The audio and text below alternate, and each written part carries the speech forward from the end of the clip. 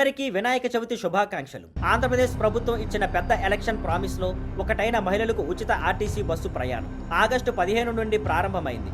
ఈ పథకం ఇప్పటికే సూపర్ సక్సెస్ గా నడుస్తోంది. ఈ పథకంపై ముఖ్యమంత్రి చంద్రబాబు సమీక్షా సమావేశం నిర్వహించారు. ఇందులో ఆయన అధికారులకు పలు సూచనలు చేశారు. అన్ని ఉచిత బస్సుల్లో లైవ్ ట్రాకింగ్ సదుపాయం ఉండాలని చెప్పారు. దీంతో మహిళల భద్రత మెరుగుపడటమే కాకుండా బస్సుల టైమింగ్స్ తెలుసుకొని వారు సులభంగా తమ ప్రయాణం ప్లాన్ చేసుకోవచ్చు. తెలుసుకున్న ప్రకారం రాష్ట్రంలోని 13 జిల్లాల్లో ఈ ఉచిత బస్సు పథకం 100% ఆక్యుపెన్సీ సాధించింది. ఇది ప్రజలు ఈ పథకాన్ని ఎంతగా ఇష్టపడుతున్నారో చూపిస్తోంది. ఇంకో ముఖ్యమైన విషయం ఏమిటంటే మహిళలు ఈ బస్సు పథకాన్ని అవసరమైన ప్రయాణాలకే ఉపయోగిస్తున్నారు. అనవసరంగా వాడి ప్రభుత్వంపై భారం పెంచే పరిస్థితి రాలేదు. అలాగే ఈ ఉచిత బస్సులు సులభంగా గుర్తించేలా ముందు వెనుక స్టిక్కర్లు తప్పనిసరిగా ఉండాలని కూడా బాబు ఆదేశించారు. మొత్తం మీద ఈ ఉచిత బస్సు పథకం ఇప్పటికే ప్రజల్లోకి బాగా వెళ్లిపోయింది. దీంతో ఇది ఎన్డీఏ ప్రభుత్వానికి గేమ్ చేంజర్ అయ్యే అవకాశం ఉందని, ముఖ్యంగా మహిళల ఓటింగ్ ప్యాటర్న్పై ఇది ప్రభావం చూపుతుందని విశ్లేషకులు చెబుతున్నారు.